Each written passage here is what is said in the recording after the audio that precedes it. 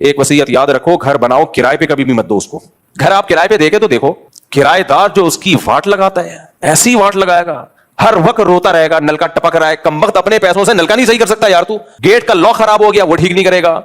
دیواروں کا رنگ بچے اس کے پینسلیں لے کے, بچوں کو چونا کھانے کی بھی عادت ہوتی ہے, بچے پورا گھر کھا کے ختم کر دیں گے, اور اس کو توفیق نہیں ہوگی کہ یار میں اپنے پیسوں سے کلر کروا دوں, نہیں یہ بھی مالک مکان کرائے گا. اس کا نتیجہ کیا نکلتا ہے, لوگ سمجھتے ہیں ہم کرائے پہ گھر دے کے پیسہ کماتے ہیں, جتنا آپ کما رہے ہو نا وہ سارا ریپیئرنگ میں لگ جاتا ہے, اور بالفرض اگر کچھ کما بھی لیا تو گھر کی واٹ لگانے کے بعد تھوڑا سا مل گیا تو گھر پہ آپ کے کروڑوں روپے لگے ہوئے ہیں, صحیح ہے نا. اس لیے کرائے پہ گھر اگر دینا بھی ہو تو ثواب کی نیت سے دیا کرو کہ میرے کسی کام کا گھر ہے نہیں, چلو میں نے بنا لیا, کسی غریب کے کام آ جائے گا, 25-30 ہزار 40 ہزار 1 لاکھ کرایہ دے کے کسی غریب کے کام آ جائے گا, تو اس میں ثواب کی نیت میں دنیا نہیں تو آخرت تو کم از کم مل جائے گی, اس نیت سے ٹھیک ہے. ادروائز کرایوں پہ گھر دینا, لوگوں سے اس طرح کے معاملات کرنا, اس زمانے میں یہ بھی حماقت اور بے وقوفی کی ایک بہترین مثال ہے. ہاں ایسی چیز بنا کے کرائے پہ دو جس کی جتنی مرضی واٹ لگا دے کچھ بھی نہ ہو.